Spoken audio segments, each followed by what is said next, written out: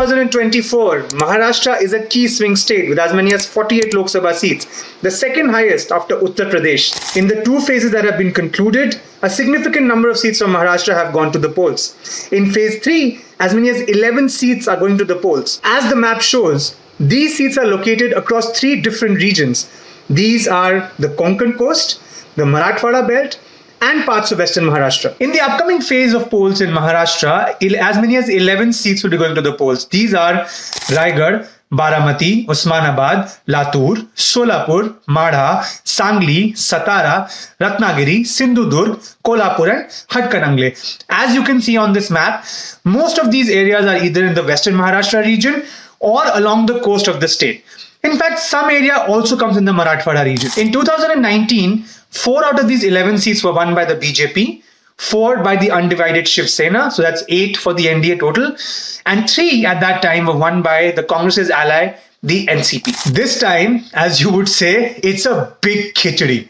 Since 2019, the Shiv Sena and the NCP both have been split and there are 2 different factions. The original NCP, as it is now called, is headed by Mr. Sharad Pawar's nephew, Mr. Ajit Pawar, whereas Mr. Sharad Pawar now heads a faction called NCP SP, which is NCP Sharad Pawar. The Shiv Sena, on the other hand, has had a similar situation where there are now 2 different factions. The main Shiv Sena, as it is called, is now with Mr. Eknath Shinde, who's also the Chief Minister of Maharashtra, whereas a faction of it called the Shiv Sena UBT or Udhhav Thackeray is headed by the former Chief Minister of Maharashtra and the son of Mr. Thackeray, Mr. Udhhav Thackeray. So given that you now have a basic sense of what's going to happen in phase 3, and given that Kolhapur is one of the seats going to the polls in this particular phase, I have somebody from Kolhapur for you to shed light on the micro details of this area. A sociologist and my very good friend, Mr. Neerad Deshmukh. So I have Neerad with me. Neerad, welcome to the show.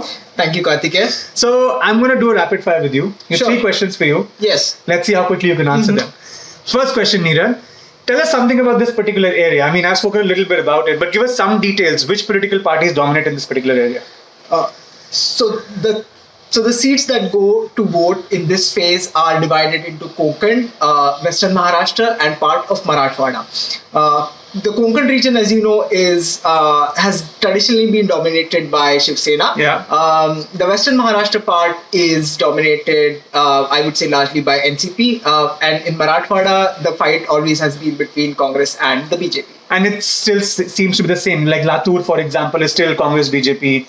I think even Solapur is still Congress BJP. It's still sort of the same. The fight, the seat allocation in this phase of the elections has also been on similar lines. Yeah. And along the coast, you're saying that the 2 seats, Raigad and Ratnagiri Sindhudurg, that's where the Shiv Sena, the undivided Shiv Sena, used to be really strong. The undivided Shiv Sena used to be really strong around the Konkan belt, including particularly the southern seat, which is Ratnagiri Sindhudurg.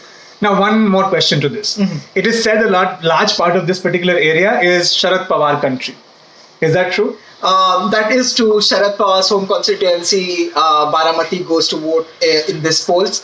It would be really interesting to see who wins in Baramati this time. So you're preempting my next question, which was supposed to be which are the seats to look out for. And he's already mentioned Baramati is a key contest because that's where 2 women from the Pawar family are going to lock horns, and it's going to be a very tough contest and a very keenly fought battle. What about the other seats? The other important seat to look out for would be Satara, where Udhhav Raje Bhosle is now contesting from BJP, where in 2019 he had contested and won from NCP.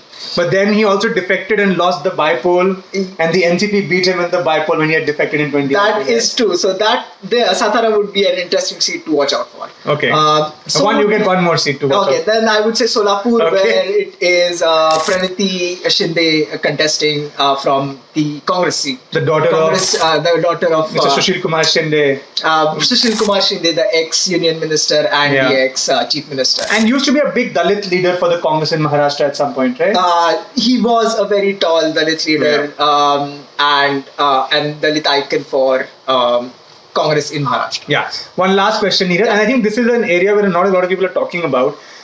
is that now that we have two different Shiv Senas, we have two different NCPs, there are two new symbols. Right. So the new Shiv Sena or the Shiv Sena Udhhav Balasaheb Thackeray has got a mashal, basically a torch. A torch. And Mr. Sharad Pawar's NCP, the NCP Right. Sharad Pawar, has got a man with a trumpet. Yeah. What do you think? What role will these new symbols play? Do you think that the established symbol will give the main party, as they are being called, the Eknath Shinde-led Shiv Sena and the Ajit Pawar-led NCP, will the retention of the symbols give them an advantage in this area? The retention of symbols might give them some advantage. For a whole generation of voters have grown up looking at these symbols and associating them with Shiv Sena and NCP, respectively. But the advantage might not be as strong as, let's say, in some of the tribal belts where the symbols would matter as much. Yeah. Okay. So thank you so much, Neerad. Thank you for joining us. And this was today's Ballot Ki Baat. Before we leave, today's political test. Today's political test is a bit of a puzzle. But again, if you think closely, you'll get it. The question is to complete the sequence. I'm going to give you 3 parts of a sequence and you have to fill in the 4th. You have to fill in the following sequence. Loksabha MP from Bolpur in 2004. Loksabha MP from Sasaram in 2009. Loksabha MP from Indore in 2014. What follows next? Lok Sabha MP from Dash in 2019. So fill in the blank. Do send in your answers. I'll be back with another Ballot Ki Baat and another question. Until then, take care and thanks a lot.